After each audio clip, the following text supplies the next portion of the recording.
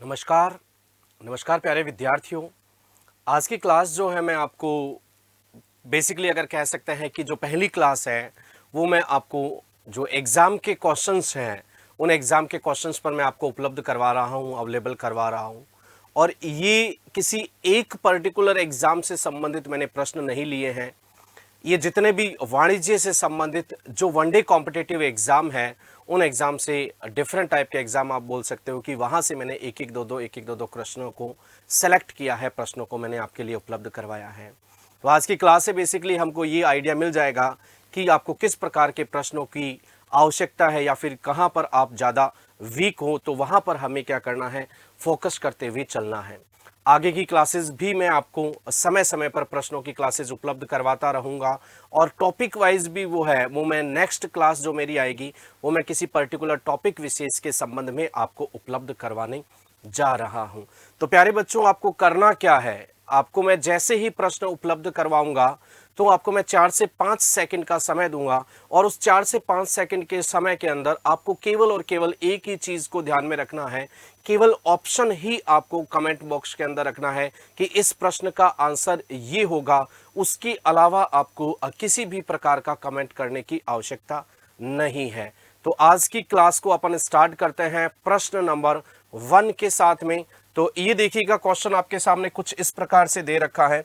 देखिए, ये different type के एग्जाम से संबंधित प्रश्न है और थोड़ा सा मैंने है एग्जाम के क्वेश्चन, लेकिन थोड़ा सा मैंने जो इसका क्राइटेरिया जो रखते हैं पेपर का वो मैंने थोड़ा सा लो रखा है ताकि आप इजीली क्या कर सकते हो कि सर अपन इन्वॉल्व कर सकें, सभी इसके अंदर जुड़ सके और अपना अपना ओपिनियन दे सके, अपने अपने आंसर वो दे सके, इसलिए मैंने थोड़ा सा कम रखा है। बाकी है सारे एग्जाम के ही क्वेश्चन, चाहे वो सर फर्स्ट ग्रेड की बात करूं, चाहे वो जूनियर अकाउंटेंट की बात करो, चाहे वो यूपी के टीजीटी पीजीटी कोर्स की बात करो। बहुत सारे बच्चों ने कहा था कि अवेलेबल करवाइए, तो आप उसको अवेलेबल है। आप अगर जाके देखोगे कि जो अपना ऐप है उस ऐप पे देखोगे कि सारे कोर्सेज वहां पर अवेलेबल है। आप अपनी इच्छा के अनुसार जिस कोर्सेज से संबंधित आप प्रिपरेशन कर रहे हो, तैयारी कर रहे हो, वहां से जाकर आप बिल्कुल परचेज कर सकते हो, उसको देख सकते हो। देखिए, ये क्वेश्चन क्या लिखा हुआ है कि 04 व 09 को हमें गुणोत्तर माध्य पूछा है, जियोमेट्रिक मीन पूछा है। प्यारे बच्चों, क्या पूछा है? जियोमेट्रिक मीन पूछा है। अच्छा, गुणोत्तर माध्य के संबंध में मैं आपको एक चीज और बता देता हूं कि ये मैं जितने भी प्रश्न आपको सॉल्व करवाने जा रहा हूं उनके संबंध में मैं दो तीन तीन साथ साथ में प्रश्न और उपलब्ध करवाऊंगा। उसको भी आपको अच्छी तरीके से सुनना है, ध्यान से सुनते हुए चलना है कि ज्योमेट्रिक मीन जो है प्यारे बच्चों गुणोत्तर माध्य है। ये गुणोत्तर माध्य क्या होता है? गुणोत्तर माध्य एक केंद्रीय प्रवृत्ति का जो मैथमेटिकल मीन होते हैं, गणितीय माध्य होते हैं, उन गणितीय माध्यों में से एक होता है गुणोत्तर माध्य। गुणोत्तर माध्य किस तरीके से हम कैलकुलेट करते हैं कि जितनी भी हमारे पास में संख्याएं हैं, ध्यान से सुनिएगा प्यारे बच्चों, जितनी भी हमारे पास में संख्याएं हैं उन संख्याओं का हमें मल्टीप्लिकेशन करना होता है, गुणा करना होता है। और मल्टीप्लिकेशन करने के बाद में हमें उनका क्या करना पड़ता है? रूट निकालना पड़ता है, मूल निकालना पड़ता है। तो दो संख्याएं अगर होती है तो हमें स्क्वायर रूट निकालना होता है। तीन संख्याएं होती है प्यारे बच्चों, हमें क्यूब रूट निकालना होता है, हमें घनमूल निकालना होता है। इस तरीके से 4 संख्याएं, 5 संख्याएं, 6 संख्याएं जितने भी हैं उनके पैर बनाने होते हैं, हमें जोड़े बनाने होते हैं। लेकिन एग्जाम का जो प्रश्न है वो मैक्सिमम 2 संख्याओं का या 3 संख्याओं का क्वेश्चन दिया जाता है, उससे बड़ा क्वेश्चन नहीं दिया जाता है। और अगर उससे लेंथ में अगर क्वेश्चन बड़ा हो, 4 संख्याएं 5 संख्याएं हो, तो उसके लिए जो टेबल आपको पता है कि लोग और एंटी लोग की टेबल है, उस टेबल की सहायता से इस प्रकार के प्रश्नों को हल किया जाता है। लेकिन हम एग्जाम के पैटर्न की बात करते हैं, हमें किसी भी प्रकार से कभी पीएचडी करने का कोई भी हमारा इंटेंशन नहीं रहता है, हमारा उद्देश्य नहीं रहता है। तो संख्याएं कौन कौन सी है? 4 है और 9 है।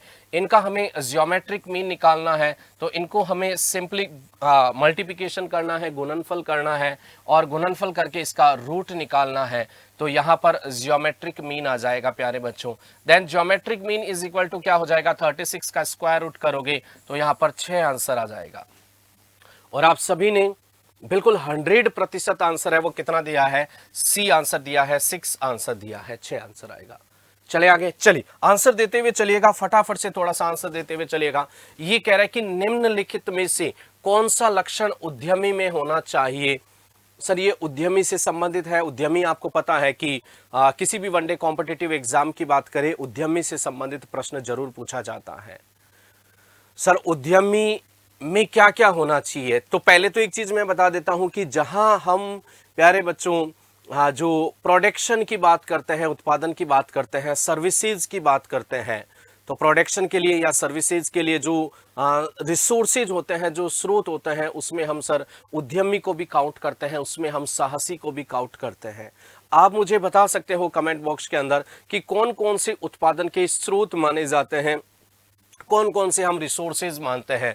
सर हम भूमि को मानते हैं, पूंजी को मानते हैं, श्रम को मानते हैं, प्रबंधन और जो टेक्नोलॉजी है, तकनीक है, उसको मानते हैं, और लास्ट जो होता है वो साहसी होता है, उद्यमी होता है। तो उद्यमी के अंदर नवाचार की भावना होनी चाहिए, नए नए आइडिया होने चाहिए, नए नए इनोवेशन होना चाहिए, जोखिम वहन करने की उसके पास में क्षमता होनी चाहिए। सर उद्यमी तभी बनता है जब वो रिस्क लेने के लिए तैयार है, और प्यारे बच्चों जो रिस्क जितनी ज़्यादा लेगा उतनी ज़्यादा वो रिटर्न प्राप्त करता है, उतनी ज़्यादा वो इनकम प्राप्त करता है। पहल की भावना होनी जरूरी है। तो प्यारे बच्चों इस प्रश्न का जो आंसर आएगा वो ऑल ऑफ दीज आंसर आएगा, उपरोक्त सभी आंसर आएगा। आपको केवल आंसर देते हुए चलना है और इनसे संबंधित पॉइंट्स को ही डिस्कस करते हुए चलना है। चलिए आइए देखते हैं नेक्स्ट क्वेश्चन क्या पूछा है। नेक्स्ट क्वेश्चन पूछा है कि एक प्राइवेट लिमिटेड कंपनी में सदस्यों की न्यूनतम संख्या के बारे में पूछा है। जितने ज्यादा आप इस वीडियो को शेयर करोगे, जितने ज्यादा आप लोग अपने साथ के जो मित्र हैं, दोस्त हैं, उनको जोड़ोगे, उतना ही ज़्यादा हमें सर थोड़ा सा मोटिवेशन मिलेगा, और जितना मोटिवेशन ज़्यादा मिलेगा आप लोगों को पता है कि फिर सर भूचाल आने में कोई ज़्यादा टाइम नहीं लगेगा। सारे वीडियो बहुत बहुत तगड़े कहते हैं ना कि कॉन्सेप्ट पर मैं आपको वीडियो उपलब्ध करवाऊंगा। बस आप सबका सहयोग की ज़रूरत है, जितना ज़्यादा हो सके मैक्सिमम टू मैक्सिमम आपको शेयर करते हुए चलना है। चले आगे, चलिए एक प्राइवेट लिमिटेड कंपनी। अच्छा प्यारे बच्चों, प्राइवेट लिमिटेड कंपनी के संबंध में मैंने आपको पुराने भी वीडियो अगर आप देखोगे तो मैंने इनके संबंध में मैंने आपको सेक्शन उपलब्ध करवाई है, धाराएं उपलब्ध करवाई है। तो यहाँ पर जो सेक्शन होती है वो सेक्शन 2 सबसेक्शन 68 होती है, धारा 2 सबसेक्शन 68 होती है धारा 2 सबसेक्शन 68। यहाँ हमसे पूछा क्या है, सदस्यों के संबंध में पूछा है कि सदस्यों की संख्या कितनी होती है। तो सदस्यों की संख्या प्यारे बच्चों न्यूनतम और अधिकतम होती है। न्यूनतम की अगर बात करें तो कितना होता है, 2 होता है, और अधिकतम की बात करें तो प्यारे बच्चों कितना होता है, 200 होता है। ये 2 और 200 हमें बताता कौन है? ये हमें कंपनी अधिनियम 2013 बताता है कि न्यूनतम 2 होंगे और अधिकतम कितने होंगे, 200 होंगे। तो यहाँ हमसे न्यूनतम सदस्य संख्या के बारे में पूछा है। तो इस प्रश्न का जो आंसर होगा वो आएगा ऑप्शन नंबर बी आंसर आएगा, 2 आंसर आएगा। चलिए आगे, चलिए नेक्स्ट क्वेश्चन देखते हैं। नेक्स्ट क्वेश्चन क्या पूछा है कि फीफो और लीफो मूल्यांकन विधि है, ये कोस्टिंग से संबंधित प्रश्न है। कोस्टिंग के अंदर जब हम बात करते हैं सर किसी भी प्रोडक्शन एक्टिविटी की बात करते हैं, हम उत्पादन गतिविधि की बात करते हैं, तो हमारे पास में जो रॉ मटेरियल आता है, हमारे पास में जो कच्ची सामग्री आती है, उस कच्ची सामग्री को हम प्रोडक्शन के अंदर उत्पादन की प्रोसेस में किस प्रकार से हम इश्यू करते हैं, किस प्रकार से निर्गमित करते हैं, उनसे संबंधित ये कॉन्सेप्ट है। आपने ग्रेजुएशन के अंदर सेकंड ईयर की बुकलेट के अंदर इस प्रकार के कॉन्सेप्ट को पढ़ा होगा। मैं भी आपको कॉस्टिंग उपलब्ध करवाऊंगा, बहुत ही जल्द मैं आपको कॉस्टिंग उपलब्ध कराऊंगा। एक डिफरेंट मायने में, एक अलग ही तरीके की कॉस्टिंग आप देखोगे।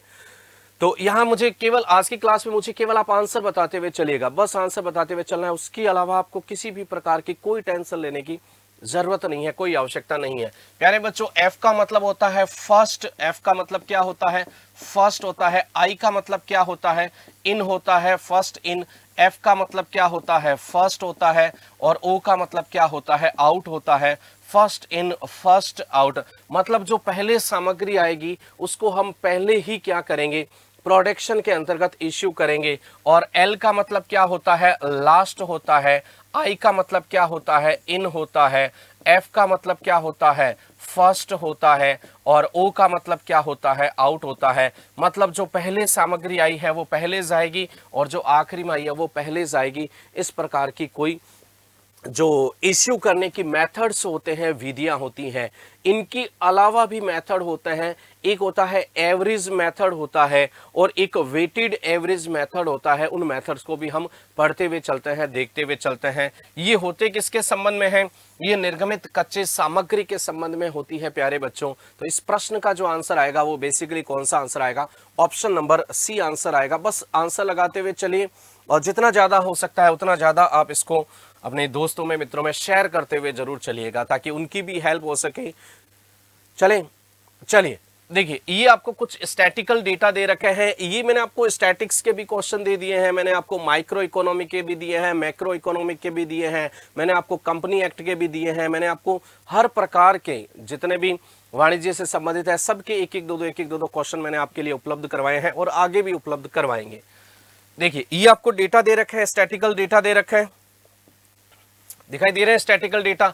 हमें क्या करना है प्यारे बच्चों? समंकों की हमें मीडियन निकालनी है, हमें मध्यिका निकालनी है। क्या निकालनी है? मीडियन निकालनी है, मध्यिका।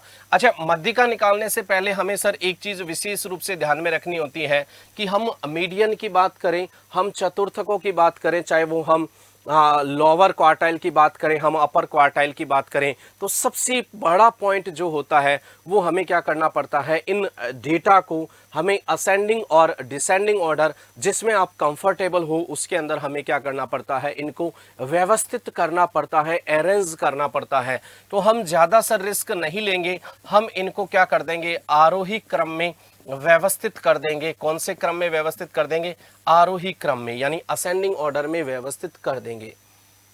सर आरोही क्रम में व्यवस्थित करते हैं। सबसे छोटी संख्या कौन सी है? 2 है, ये रे 2 है। फिर उसके बाद में कौन सी है? 4 है, ये लो 4 है। फिर उसके बाद में 6 है, ये लो 6 है। फिर उसके बाद में 8 है, यहाँ पर 8 आ जाएगी। फिर 8 के बाद में कौन सी है? 11 है, यहाँ 11 आ जाएगा। फिर उसके बाद में 13 है, यहाँ 13 आ जाएगा। फिर उसके बाद में कौन सा है? 15 है, यहाँ 15 आ जाएगा। और लास्ट कौन सा बचा है? 18 बचा है। ये हमने असेंडिंग ऑर्डर में अरेंज कर लिया। अब ये सीरीज कौन सी है प्यारे बच्चों? ये सीरीज है व्यक्तिगत श्रेणी, क्योंकि यहां पर केवल और केवल समंक दे रखे हैं, इनकी फ्रीक्वेंसी नहीं दे रखी है, इनकी आवृत्ति नहीं दे रखी है। मतलब ये जो सीरीज है ये व्यक्तिगत श्रेणी है। और व्यक्तिगत श्रेणी में m का फॉर्मूला क्या होता है? m इज इक्वल टू क्या होता है प्यारे बच्चों? n+1 डिवाइडेड बाई 2 होता है। और nthवा टर्म निकालना पड़ता है, वह पद हमें निकालना पड़ता है। n क्या हो गया? यहाँ पर 2, 2 4, 2 6, 2 8 हो गए। तो यहाँ m इज इक्वल टू कितना हो गया? 8 + 1 9, 9 में 2 का भाग दिया तो 4.5 वह पद आएगा, 4.5 वह पद। अब हम 4 तक तो आगे चल सकते हैं। ये रहा सर 1 2 3 4, मतलब इससे तो कुछ एक्स्ट्रा आएंगे।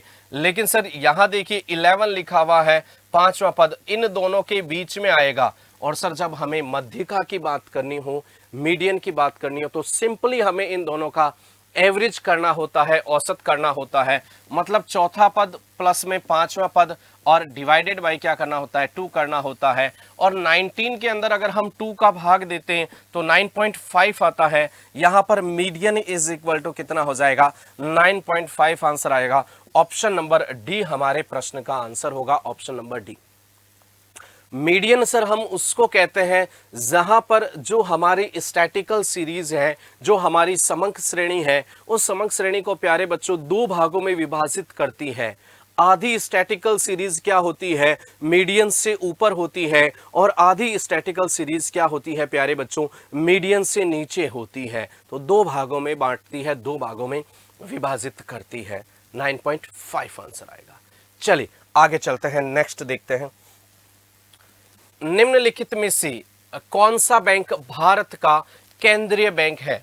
भारत का केंद्रीय बैंक पूछा है तो प्यारे बच्चों आपको क्या ध्यान में रखना है कि सेंट्रल बैंक से संबंधित प्रश्न पूछा है ना, केंद्रीय बैंक से संबंधित प्रश्न आपसे पूछा है और आपको आंसर बताना है कि भारत का केंद्रीय बैंक कौन सा है।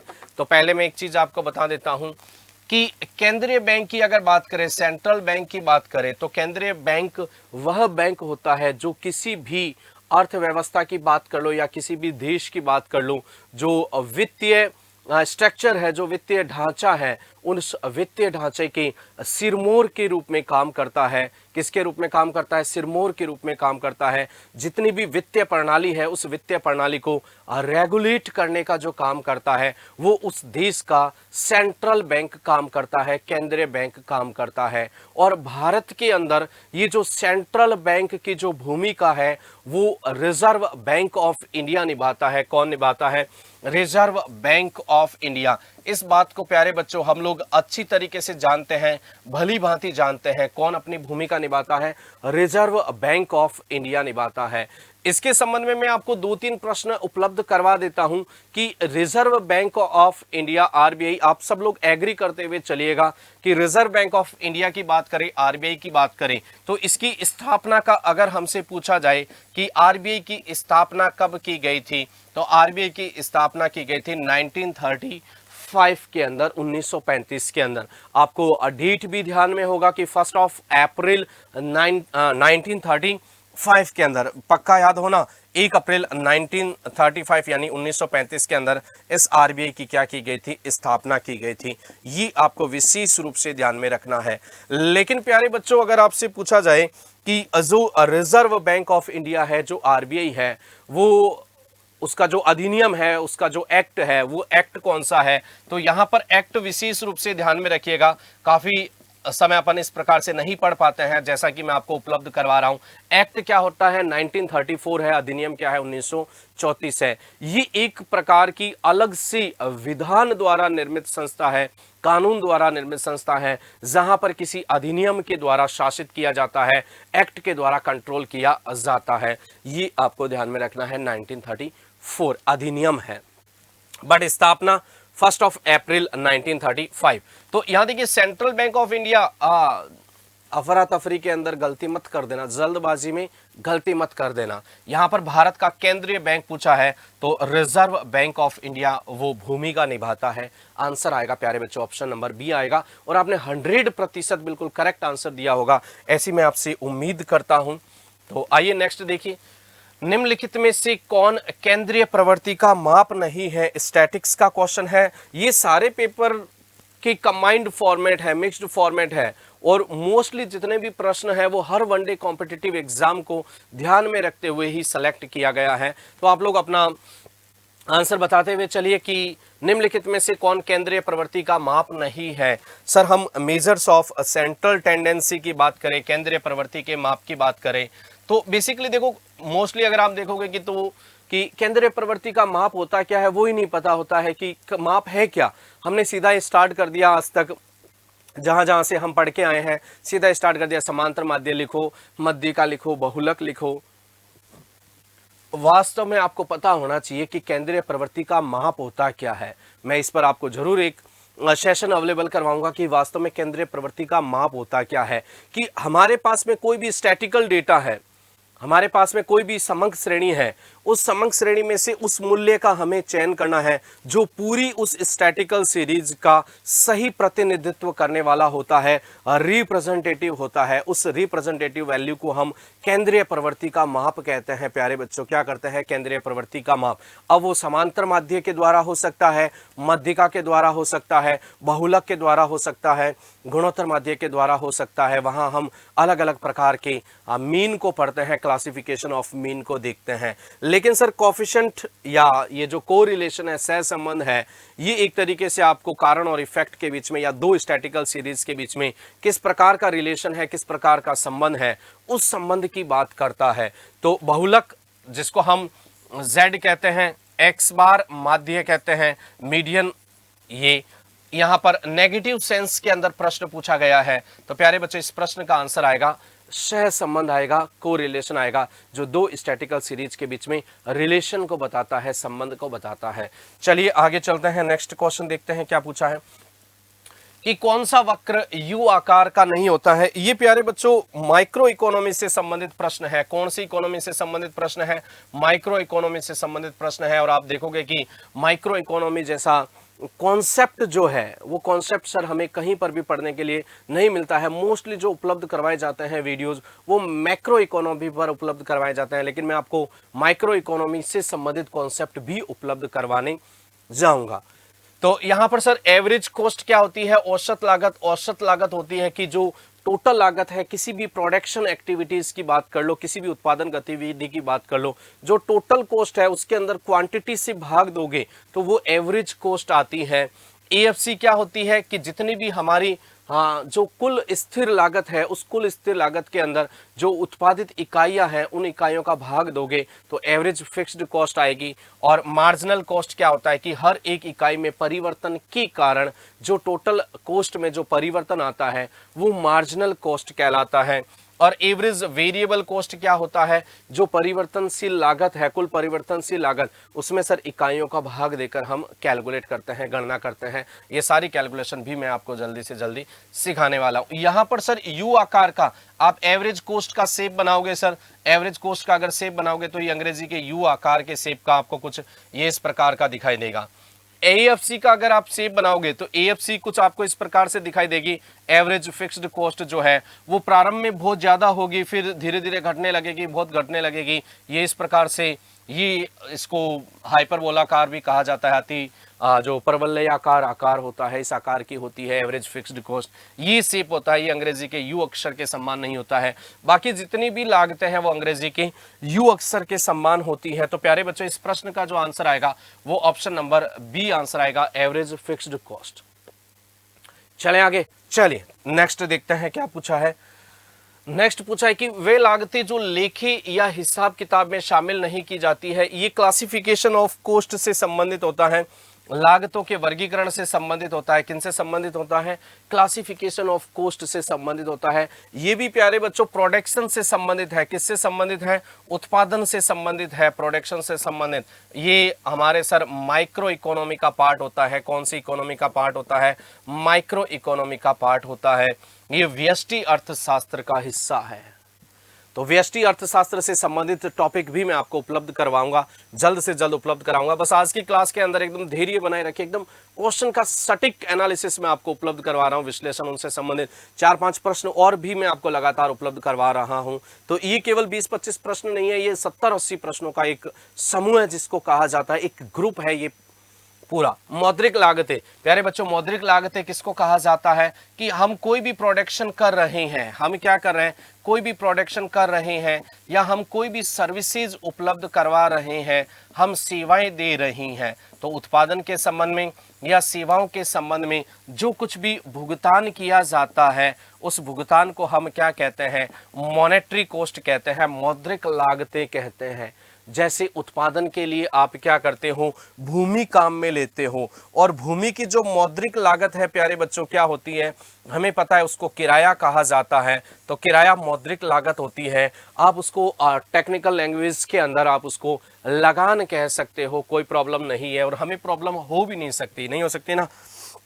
उसके अलावा सर हम लेबर काम में लेते हैं, और लेबर के बदले में जो भुगतान किया जाता है उसको हम वेजेज कहते हैं। तो ये जो वेजेज है ये हमारी मॉनेटरी कॉस्ट होती है, मौद्रिक लागतें होती है। अक्सर एग्जाम के अंदर इस प्रकार के प्रश्न पूछे जाते हैं। क्या पूछे जाते हैं? कि लेबर के बदले में जो मौद्रिक लागत है वह निम्न में से कौन सी है? मजदूरी है। इनके अलावा सर हम कैपिटल यूज में लेते हैं, पूंजी, और पूंजी के बदले में क्या होता है कि जो इंटरेस्ट है, तो इंटरेस्ट क्या होती है? मॉनेटरी कॉस्ट होती है, मौद्रिक लागत के रूप में दिखाई जाती है। हम प्रबंधन यूज में लेते हैं, हम टेक्नोलॉजी यूज में लेते हैं, और बदले में जो सैलरी है, जो वेतन है, उस वेतन को हम मॉनेटरी कॉस्ट कहते हैं, मौद्रिक लागत कहते हैं। क्या कहते हैं? मौद्रिक लागत हम कहते हैं। उनके अलावा भी हम समझ सकते हैं, उनके अलावा हम क्या देखते हैं? उनके अलावा सर हम साहस को भी यूज करते हैं। तो साहस के बदले में मॉनेटरी कॉस्ट क्या होती है? प्रॉफिट होता है, उसका लाभ होता है। ओके, तो लेखे का हिसाब किताब में शामिल नहीं किया जाता। वहीं सर स्पष्ट और अस्पष्ट लागतों की बात करें, ये on the basis of recording होती है। ये लेखा पुस्तकों में लेखा जोखा के आधार पर होती है कि आप कौन सी लागतों को लेखा पुस्तक के अंदर दिखा रहे हो और कौन सी लागतों को आप लेखा पुस्तक के अंदर नहीं दिखा रहे हो। तो स्पष्ट लागतें उन लागतों को कहा जाता है प्यारे बच्चों जिनको हम लेखा पुस्तकों के अंदर हम दर्ज करते हैं, लेखा पुस्तकों के अंदर हम रिकॉर्ड करते हैं। कोई भी वेजेज आपने चुकाया है, किराया आपने चुकाया है। लेकिन सर अस्पष्ट लागतें या अव्यक्त लागतें, हम उन लागतों को कहा जाता है या उन लागतों को कहते हैं जिसका लेखा जोखा किसी भी प्रकार से नहीं किया जाता है या इनको नहीं दिखाया जाता है। ये मोस्टली जो लागतें होती है वो स्वामी से संबंधित होता है। स्वामी के वेतन की बात कर लो, जब लाभों में हिस्सा ले रहा है तो कहाँ का वेतन, कहाँ का सैलरी, कहाँ का रेमुनरेशन, खुद की गाड़ी को यूज में ले रहा है, खुद के मकान को यूज में ले रहा है, तो यहाँ पर उनका कभी भी लेखा जोखा नहीं किया जाता है। यहां पर आंसर क्या आएगा? ऑप्शन नंबर डी आंसर आएगा। इनको हम प्यारे बच्चों कौन सी लागतें कहते हैं? अनएक्सप्रेस्ड भी कहते हैं, अव्यक्त लागतें भी कहा जाता है। कौन सी लागतें भी कहा जाता है? अव्यक्त लागतें भी कहा जाता है। चले आगे, चलिए नेक्स्ट देखते हैं क्या क्वेश्चन पूछा है। नेक्स्ट पूछा है कि कौन सा वक्र लिफाफा वक्र भी कहलाता है। ये भी मैंने आपको माइक्रो इकोनॉमी से संबंधित प्रश्न उपलब्ध करवाया है। किससे संबंधित उपलब्ध करवाया है? माइक्रो इकोनॉमी से संबंधित। ठीक है, तो आप में से अधिकांश बच्चों ने जो फर्स्ट वीडियो पे जो कमेंट आए थे, फर्स्ट वीडियो पे उसमें आपने यूपी टीजीटी का बताया था कि यूपी टीजीटी का कोर्स अवेलेबल करवाइए। तो आप एक बार से उत्कर्ष के ऐप पर अगर जाके देखोगे तो वहां आपको कोर्स अवेलेबल है, उपलब्ध दिखाई देगा। और लगभग 80% जो सिलेबस है वो 80% सिलेबस भी कंप्लीट होने पे है। तो वहां से जाकर ये सारे कहते हैं ना कि क्लास लेक्चर है, सारे टॉपिक वाइज वीडियो सॉल्यूशन है, क्वेश्चंस है, वो सारे वहां पर आप उपलब्ध है। तो यूपी टीजीटी का है तो वो उपलब्ध है उत्कर्ष के ऐप पर, वहां से जाकर आप उसको डेफिनेटली परचेज कर सकते हो, वहां पर अवेलेबल आपको दिखाएगा अभी ये। ठीक है, कौन सा वक्र लिफाफा वक्र कहलाता है? प्यारे बच्चों ये कौन सी इकोनॉमी का है? ये है माइक्रो इकोनॉमी का क्वेश्चन है। मैंने आपको पहले ही बताया था कि मैं इस बार माइक्रो इकोनॉमी से संबंधित कॉन्सेप्ट भी आपके लिए उपलब्ध करवाऊंगा। बस आप थोड़ा सा कहते हैं ना कि सब्र रख कर थोड़ा सा आप क्या करते रहो, एक बार हल करते रहो, एक बार सॉल्व करते रहो, और मैं लास्ट में चेक भी करूंगा कि किस किस बच्चे ने सॉल्व किया है, किसने कितने आंसर दिए हैं, किसने अपनी केवल और केवल जो दुखड़ा ही गाया है। दुखड़े गाते रहते हैं ना, कुछ बच्चे दुखड़े गाते रहते हैं सर, तो अब किसी को गाने की जरूरत नहीं होगी, बस आंसर लगाते रहो। ठीक है, लिफाफा वक्र पूछा है। लिफाफा वक्र कौन सा होता है? मैं आपको बता देता हूं कि जो दीर्घकालीन औसत लागत होता है, दीर्घकालीन औसत लागत वो अल्पकालीन औसत लागत के जैसा ही होता है, अल्पकालीन औसत लागत वक्र के जैसा ही होता है। लेकिन वो किसी एक अल्पकालीन औसत लागत वक्र जो शॉर्ट टर्म एवरेज कॉस्ट है उससे नहीं बना होता है, वो कई अल्पकालीन औसत लागत वक्रों से मिलकर बना होता है। जैसे शॉर्ट टर्म एवरेज कॉस्ट यहाँ पर SAC 1 आ जाता है,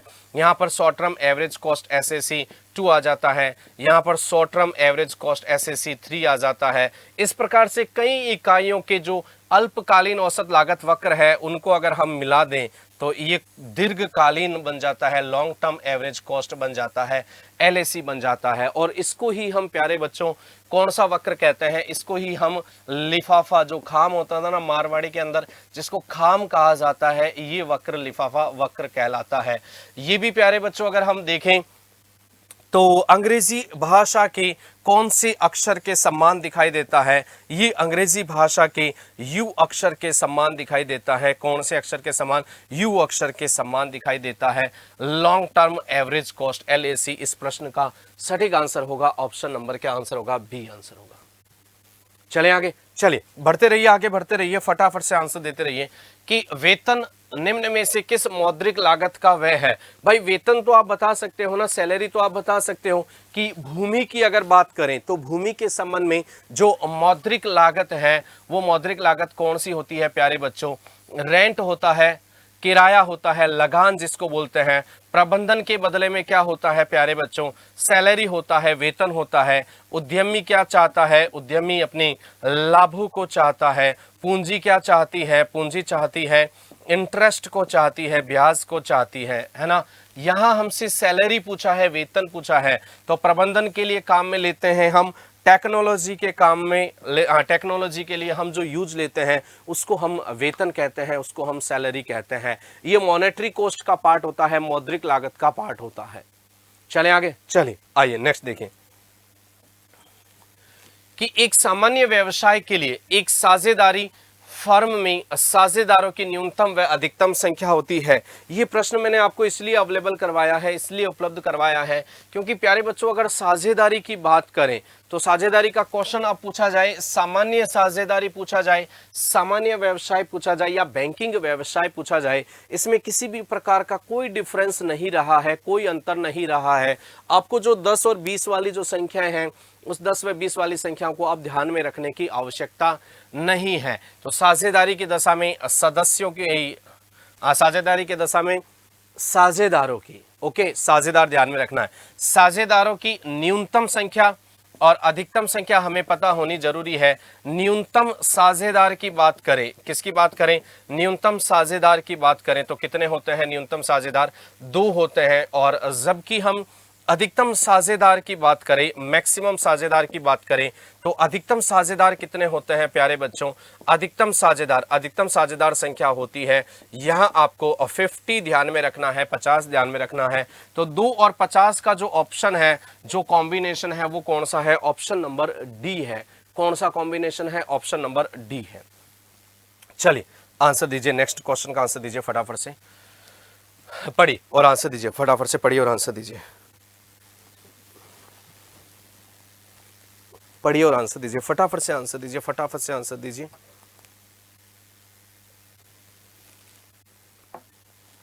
चार विकल्प आपके सामने हैं, 4 ऑप्शन आपके सामने हैं, फटाफट से आंसर दीजिए।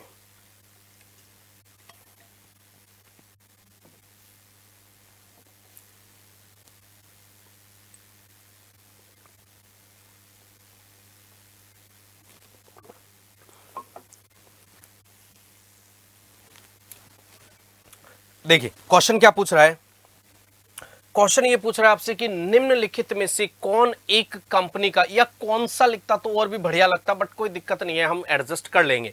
एक कंपनी का सबसे महत्वपूर्ण प्रलेख है, सबसे महत्वपूर्ण डॉक्यूमेंट है। भाई सबसे महत्वपूर्ण प्रलेख की बात करें प्यारे बच्चों, चार्टर की बात करें, अधिकार पत्र जिसको कहा जाता है, चार्टर का मतलब क्या होता है? अधिकार पत्र की अगर बात करें, ठीक है, अधिकार पत्र की बात करें, संविधान की बात करें कि कंपनी की दशा में कौन सा डॉक्यूमेंट संविधान के रूप में काम करता है, कौन सा डॉक्यूमेंट उद्देश्य को निर्धारित करता है यानी उद्देश्य निर्धारक है, कौन सा पथ प्रदर्शक है, पथ प्रदर्शक की बात करें, ये इस प्रकार के भारी भरकम शब्दों का अगर यूज में लेते हैं, अगर भारी भरकम शब्दों का यूज में लेते हैं तो ये डॉक्यूमेंट कौन सा होता है? पार्षद सीमा नियम होता है। और पार्षद सीमा नियम के संबंध में हमें ये ध्यान में रखना है कि पार्षद सीमा नियम की जो डेफिनेशन है प्यारे बच्चों, वो कंपनी अधिनियम 2013 की धारा 2 सबसेक्शन 56 के अंदर दे रखा है। और पार्षद सीमा नियमों से संबंधित जो प्रारूप है वो प्यारे बच्चों अनुसूची 1 के अंदर दे रखा है। और आपको पता है कि कंपनी अधिनियम 2013 के अंतर्गत कितनी अनुसूचियां हैं? तो 7 अनुसूचियां हैं, उसमें से अनुसूची 1 की अगर हम बात करें तो यहां पर प्यारे बच्चों टेबल नंबर ए से स्टार्ट करते हैं, टेबल बी, सी, डी और ई की बात करते हैं। तो ये मेमोरेंडम से संबंधित दे रखा है, सीमा नियम से संबंधित दे रखा है। और यहां पर इस प्रश्न का जो आंसर आएगा वो ऑप्शन नंबर ए आएगा। पार्षद अंतर नियम के संबंध में हमें एक चीज ध्यान में रखनी है। क्या ध्यान में रखना है? कि पार्षद अंतर नियम जो होता है वो subordinate document of a memorandum होता है, subordinate document of a memorandum होता है, सीमा नियम का सहायक होता है। क्या होता है? सबऑर्डिनेट डॉक्यूमेंट होता है, सीमा नियम का सहायक प्रलेख होता है। ये भी अक्सर एग्जाम के अंदर प्रश्न पूछा जाता है, सहायक प्रलेख कौन सा होता है? तो ये आर्टिकल ऑफ एसोसिएशन होता है, AOA होता है। चले आगे, आंसर लगा दिया है मैंने, ऑप्शन नंबर ए। चलो आ जाओ, नेक्स्ट देखते हैं क्या पूछा है। नेक्स्ट क्वेश्चन पूछा कि एक सार्वजनिक कंपनी में अंशधारियों का दायित्व सीमित होता है, कहां तक सीमित होता है? तो प्यारे बच्चों ये कौन सी कंपनी की बात कर रहा है? आप बताओ मुझे, कौन सी कंपनी की बात कर रहा है? ये दायित्व सीमित की बात कर रहा है, इसका मतलब ये जो लाइबिलिटी है वो लिमिटेड बाय शेयर्स की बात कर रहा है, लाइबिलिटी लिमिटेड बाय शेयर्स की बात कर रहा है, कर रहा है ना, liability limited by share capital की बात कर रहा है, अंश पूंजी। और शेयर कैपिटल वाली जो लायबिलिटी वाली जो कंपनी है वो कंपनी अधिनियम 2013 की धारा 2 सब सेक्शन किस में आती है, धारा 2 सब सेक्शन 22 में आती है। प्यारे बच्चों, मैंने आपको हर चीज के बारे में बताया है, वो सेक्शन से जोड़ के ही बताया है, धाराओं से जोड़ के ही बताया है। बिना धाराओं के कुछ भी पढ़ने की आपको कहते हैं ना कि आधा अधूरा ज्ञान के समान होगा। आपको कहीं ना कहीं वो किसी न किसी चीज के अंदर आपको कमजोर जरूर बनाएगा, वीक जरूर आपको करेगा।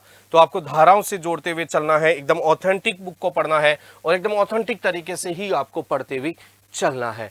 पेपर 70% हल कर दो, लेकिन 70% में से कम 65% से ऊपर सही है तो भी हमारा काम हो जाता है, हमारा सिलेक्शन हो जाता है। अदरवाइज आप 100% पढ़कर भी आप देखोगे कि 100% पढ़ लिया, उसके बाद में भी कितने ही वर्षों तक देखो, कितने ही सालों तक देखो, कभी सिलेक्शन नहीं होता है। और बाद में जाकर सिलेक्शन तभी होगा जब आप ऑथेंटिक चीजों को पढ़ोगे, अधिनियमों के अनुसार पढ़ोगे, उसी अकॉर्डिंग आप पूरे पेपर को कंपेयर करोगे या पूरे पेपर को आप क्या करोगे कि सॉल्व करोगे। तो ये चीज आपको विशेष रूप से ध्यान में रखना है।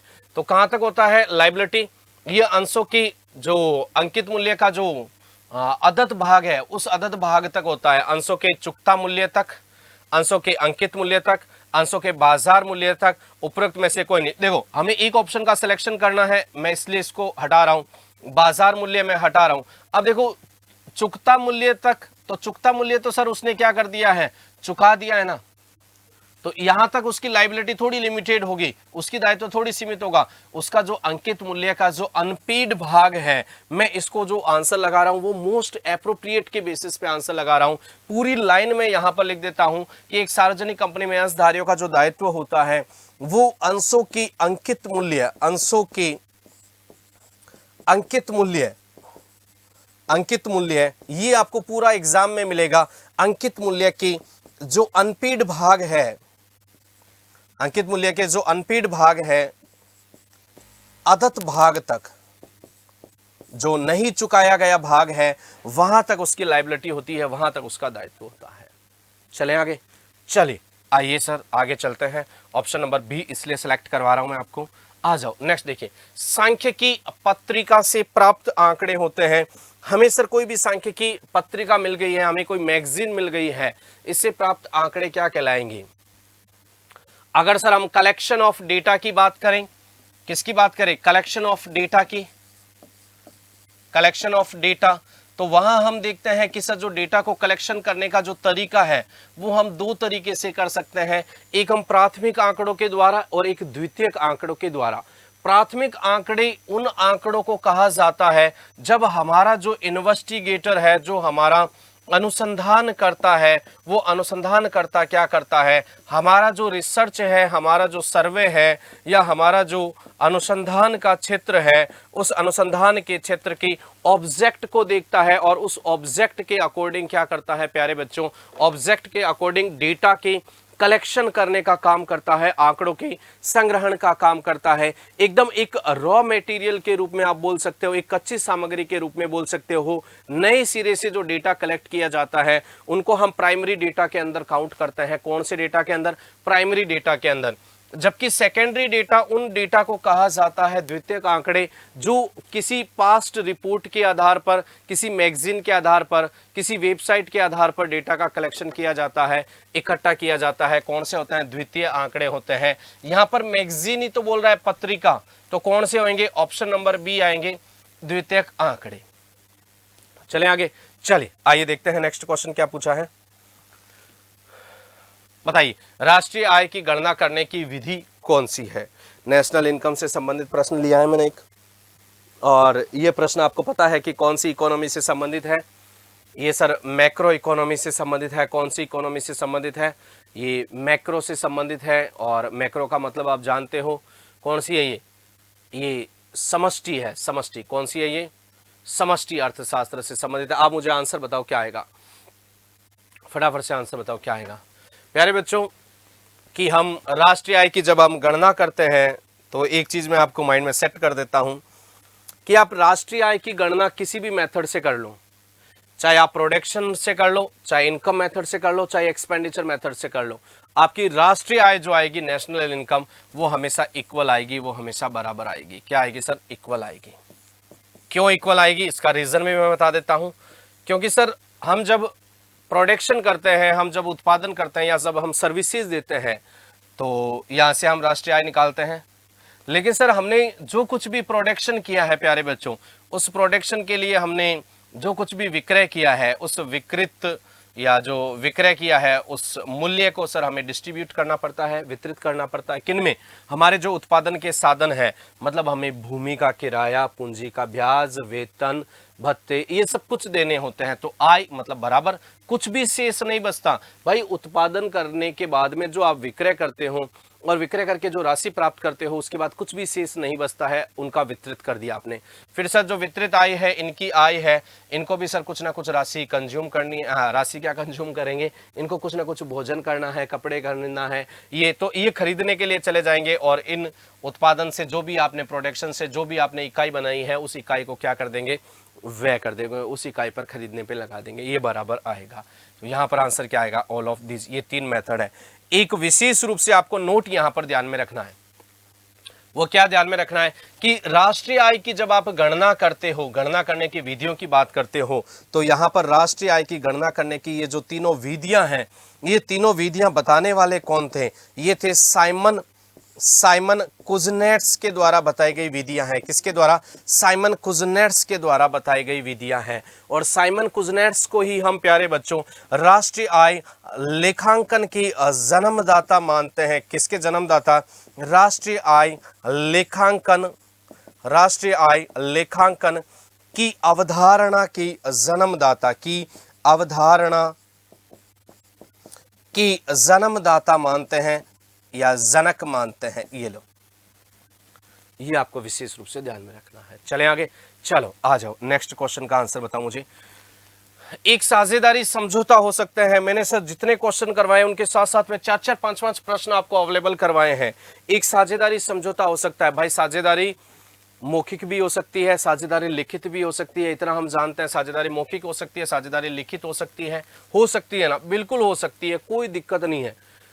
लेकिन सर अगर भविष्य में कोई मतभेद हो गए, उन मतभेदों का हमें निवारण करना है, उन मतभेदों को हमें समाप्त करना है, तो ये आवश्यक हो जाता है, ये जरूरी हो जाता है कि वहां पर साझेदारी लिखित में हो। लेकिन हमें इतना डिटेल में नहीं जाना है, हमें basic question, basic answer, specified question, specified answer, वही थ्योरम आपको काम में लेनी है। उसके अलावा आपको खुद का दिमाग एक्स्ट्रा नहीं लगाना है, कुछ भी एक्स्ट्रा दिमाग आपको नहीं लगाना है। और जहां एक्स्ट्रा दिमाग लगाने लग गए, वहां आपको पता है कि कहीं ना कहीं एक आधा प्रश्न तो आप डेफिनेटली गलत करोगे ही करोगे। भाई साझेदारी समझौता कैसे हो सकता है? भाई लिखित भी हो सकता है, मौखिक भी हो सकता है। कौन मना करता है मौखिक साझेदारी नहीं होती है? हो सकती है। बस आ जाओ नेक्स्ट देखते हैं। सांख्यिकी माध्य जो चरम पदों से प्रभावित नहीं होता है। बहुत ही डेप्थ क्वेश्चन, बहुत ही डिटेल में क्वेश्चन पूछा गया है। चरम पदों का मतलब क्या हो गया है? जैसे ये हमारे पास में स्टैटिकल सीरीज है, ये हमारे पास में स्टैटिकल सीरीज है ना, स्टैटिकल सीरीज है, क्लियर है? अगर मैं आपसे बात करूं, क्या बात करूं कि सर मुझे इसकी मध्यिका बताओ, मतलब आधे पद ऊपर आधे पद नीचे, यही तो होता है, जो बीच का पद है वो मध्यिका। तो भाई इस चरम मूल्य में आप परिवर्तन कर दो, इस चरम मूल्य में परिवर्तन कर दो, क्या मध्यिका बदलेगी? क्या इस चरम मूल्य में आप परिवर्तन कर दो, जो एक्सट्रीम पर है, अंतिम छोर पर है, इसमें परिवर्तन कर दो, क्या मध्यिका बदलेगी? क्या मध्यिका नहीं बदलेगी, नहीं बदलेगी ना। मध्यिका तो सर 4 की 4 ही रहेगी, मतलब ये प्रभावित नहीं होता है। समांतर माध्य, हरात्मक माध्य, गुणोत्तर माध्य, ये पूछ रहे हैं ना भाई। समांतर माध्य के लिए क्या करोगे? इसको भी काम लोगे, इसको भी काम लोगे, इसको भी काम लोगे, इसको भी काम लोगे, इसको भी काम लोगे, और यहां पर 2 की जगह पे 3 कर दो। क्या समांतर माध्य बदल जाएगा? बिल्कुल बदल जाएगा। गुणोत्तर माध्य कैसे निकालते हैं? इन सब का गुणनफल करके वर्गमूल निकालते हैं, तो गुणोत्तर माध्य भी बदल जाएगा। हरात्मक माध्य कैसे निकालते हैं? यहां हम n अपॉन में 1 अपॉन में a करके, 1 अपॉन में b करके, 1 अपॉन में c करके, ये इस प्रकार से निकालते हैं। तो इसको बदलोगे, इसको बदलोगे, तो हरात्मक माध्य भी बदल जाएगा। लेकिन ये चरम मूल्य से प्रभावित नहीं होता है। तो कौन प्रभावित नहीं होता है प्यारे बच्चों? हमारी जो मीडियन है, हमारी जो मध्यिका है, वो प्रभावित नहीं होती है। क्यों? क्योंकि मध्यिका का मतलब होता है कि आधे जो पद मूल्य है, आधे पद मूल्य, वो उस मध्यिका से ऊपर है और आधे पद मूल्य क्या है, नीचे है। ये पूरी स्टैटिकल सीरीज को, पूरी समग्र श्रेणी को दो भागों में विभाजित करती है, दो भागों में बांटती है।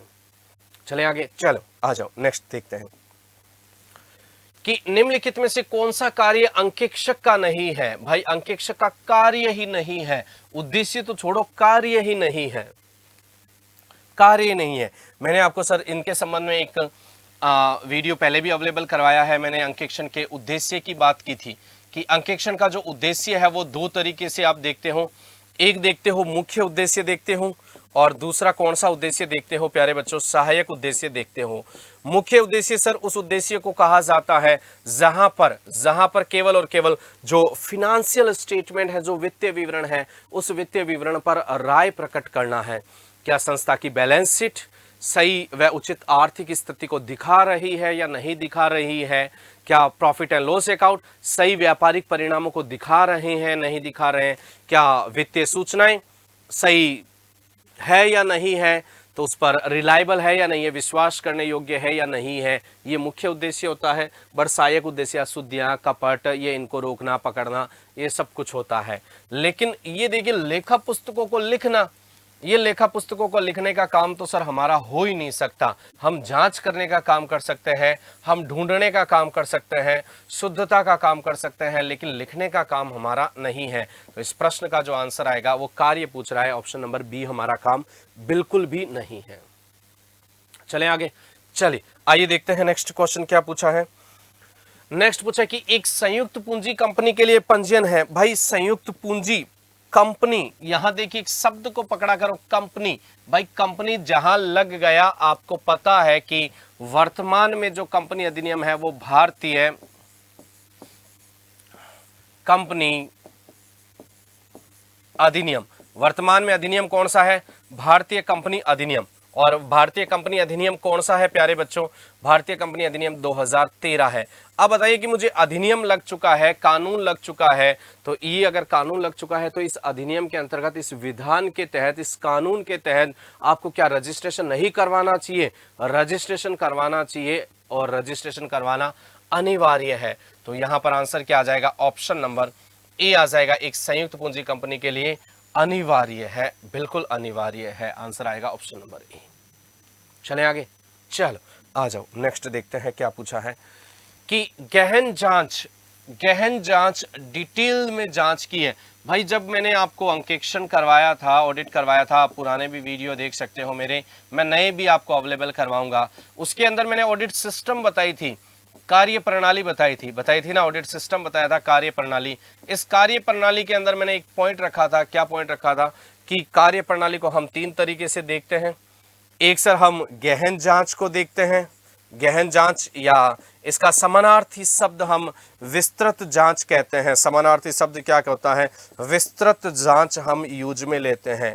और दूसरा शब्द मैंने आपको बताया था, दूसरे प्रकार की जांच, वो मैंने बताई थी यहाँ पर रूटीन चेक बताया था प्यारे बच्चों, नैतिक जांच बताया था, जहां पर गणितीय शुद्धता की भी जांच की जाती है। और तीसरा मैंने बताया था टेस्ट ऑडिट बताया था, परीक्षण जांच, जहां पर समग्र में से कुछ इकाइयों का चयन किया जाता है और उस चयनित इकाइयों के आधार पर क्या होता है, पूरी समग्र का निष्कर्ष निकाला जाता है, पॉपुलेशन का निष्कर्ष निकाला जाता है।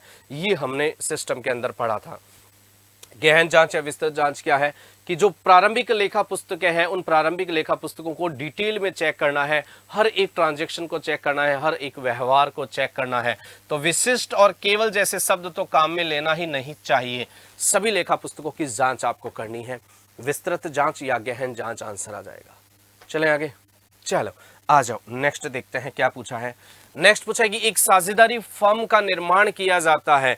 आप मुझे बताओ कि सर साझेदारी फर्म बनती कैसे है, कि जब दो या दो से अधिक व्यक्ति है ना अपनी स्वेच्छा से क्या करते हैं, अपनी स्वेच्छा से एकत्र होते हैं और व्यवसाय का संचालन करना चाहते हैं, व्यवसाय स्टार्ट करना चाहते हैं, तो स्वैच्छिक हो गया। और साथ में क्या करते हैं कि किसी न किसी प्रकार के अनुबंध में जाकर फंसते हैं, चाहे अनुबंध लिखित में हो, चाहे अनुबंध क्या हो जाए, मौखिक में हो जाए।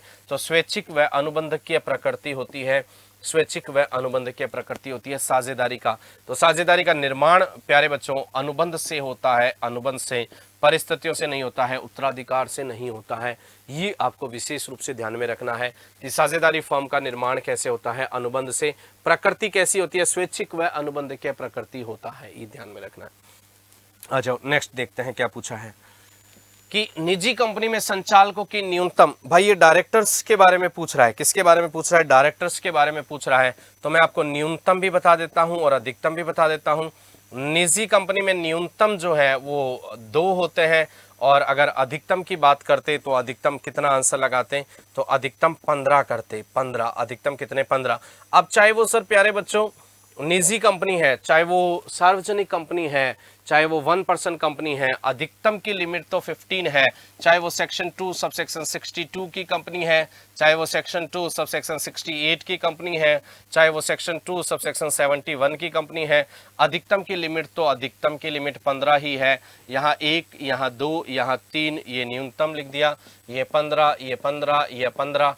और अगर लिस्टेड है तो 1/3 इंडिपेंडेंट डायरेक्टर का भी प्रोविजन आपको ध्यान में रखना पड़ता है, 1/3 इंडिपेंडेंट डायरेक्टर का। आइए देखते हैं नेक्स्ट क्वेश्चन क्या लिखा है कि किस वर्ष में या किसी वर्ष में रिजर्व बैंक की स्थापना हुई थी। भाई कौन से वर्ष में रिजर्व बैंक ऑफ इंडिया की स्थापना पूछा है। स्थापना कब हुई थी सर, 1935 में, 1935 में। तारीख भी बता सकते हो क्या, तो तारीख भी बता देंगे, 1 अप्रैल 1935 के अंदर। अधिनियम भी बता दोगे क्या, बता देंगे। आरबीआई एक्ट भी बता देंगे, क्या था एक्ट 1934 था, 1934 था। और क्या बता सकते हैं, और सर हम बता सकते हैं कि जब आरबीआई की स्थापना हुई थी तो ये 5 करोड़ की अथोराइज्ड कैपिटल के साथ में हुई थी, अधिकृत पूंजी के साथ में हुई थी। किसके साथ में, 5 करोड़ की अधिकृत पूंजी के साथ में स्थापित की गई थी। और इसके संबंध में क्या बता सकते हैं, और ये बता सकते हैं कि इस 5 करोड़ की जो अथोराइज्ड कैपिटल है उसमें जो अधिकांश है वो निजी स्वामित्व में था। किसके हाथों में था, निजी स्वामित्व में। तो यहाँ पर निजी स्वामित्व में अधिकांश प्रतिशत था। और आपको पता है कि सर कि रिजर्व बैंक ऑफ इंडिया अगर निजी स्वामित्व में रहे तो कहीं ना कहीं मुश्किल हो सकती है, कहीं ना कहीं परेशानियां आगे जाके सामना करना पड़ सकता है।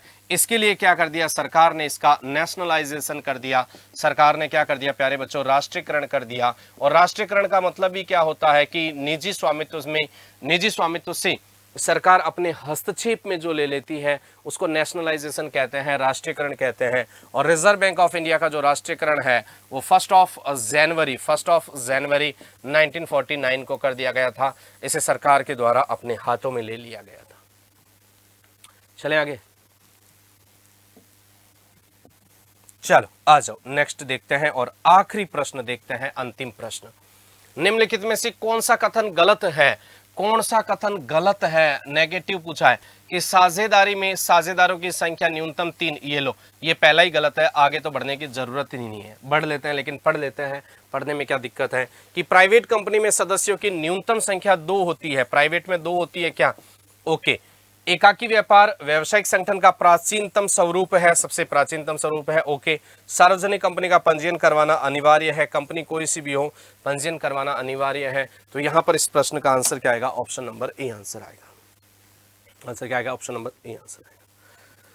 तो ये प्यारे बच्चों मैंने आज की क्लास के अंदर आपको कुछ क्वेश्चंस प्रोवाइड करवाए हैं जो बेसिकली प्रीवियस ईयर्स के जो पेपर है वहाँ से संबंधित है। अलग अलग पेपर के मैंने आपको क्वेश्चन अवेलेबल करवाए हैं, उपलब्ध करवाए हैं। ये मैंने आपको एक बार पेपर का जो लेवल है उस पेपर के लेवल से आपको अवगत करवाया है, आपका आमना सामना मैंने करवाया है। और मैं आपसे पूरी उम्मीद करता हूँ कि 100% आप लोगों ने सही एकदम करेक्ट आंसर दिया होगा, बिल्कुल परफेक्ट आंसर दिया होगा, ऐसा मैं आपसे उम्मीद कर सकता हूँ। अब ये जो प्रश्न पूछने का जो तरीका था वो मैंने आपको बता दिया है। इनसे संबंधित जो टॉपिक विशेष है वो मैं समय समय पर आपको डेफिनेटली उपलब्ध करवाता रहूँगा। बस आपको एक चीज़ का विशेष रूप से ध्यान में रखना है कि खुद भी पढ़ना है और अपने जितने भी मित्र हैं, जितने भी रिश्तेदार हैं, जान पहचान के हैं, सब के अंदर आपको क्या करना है, इस वीडियो को फैलाते हुए चलना है, स्प्रेड करते हुए चलना है। ये चीज़ आपसे मैं चाहता हूँ या फिर आपसे केवल एक ही चीज़ की मैं अपेक्षा कर रहा हूँ। तो धन्यवाद आप सभी को। जल्दी से जल्दी मिलने वाले हैं नेक्स्ट टॉपिक के साथ में। तो तब तक के लिए इस क्वेश्चन को अच्छी तरीके से रिकॉल कीजिए। धन्यवाद।